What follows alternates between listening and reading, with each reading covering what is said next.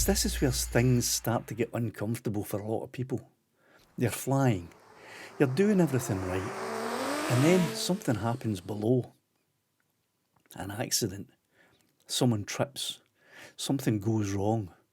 Suddenly, all eyes are on you. It's the drone. You caused that. You're responsible.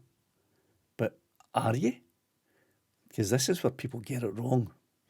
They assume if your drone is in the air, you're responsible for everything happening underneath it. But that's not how it works. Let's strip it right back.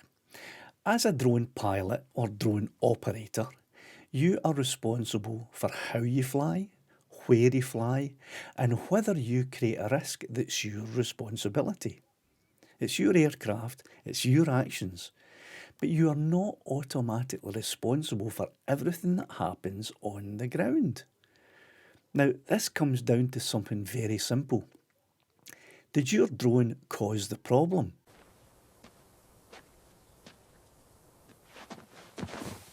Because if it did, that's where things change.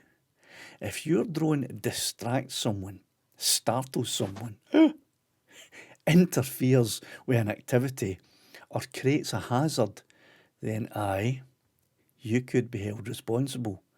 Because now there's a clear link between your actions and what happened. That's where liability comes in.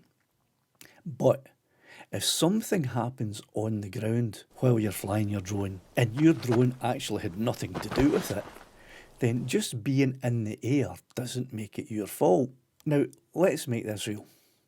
You're flying legally, you're at a good distance, you've got good control, and everything you're doing is by the book. Someone nearby trips and falls. Was that your fault? No, not unless your drone caused it. And here's where it can get messy. Perception. Because people don't always separate coincidence from cause. They just see a drone in the sky, something goes wrong, and they connect the two.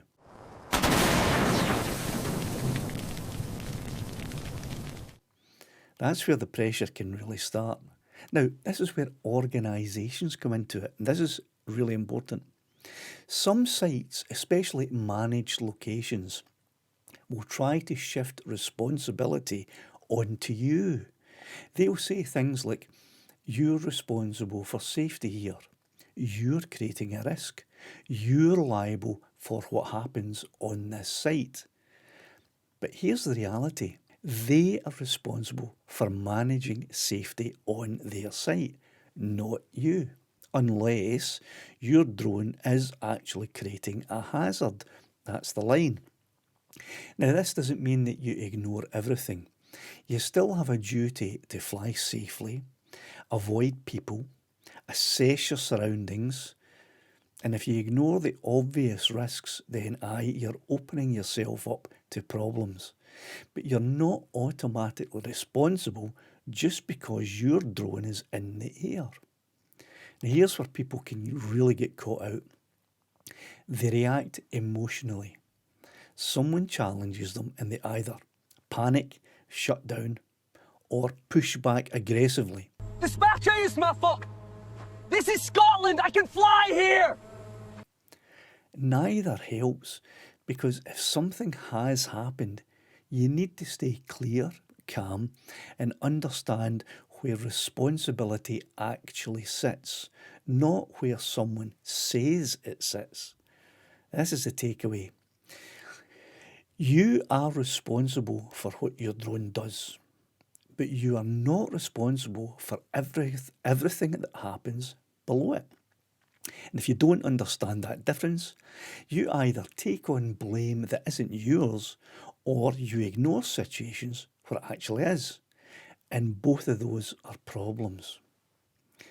Now, if you think this is where it gets complicated, it gets even more so when you start flying over protected land.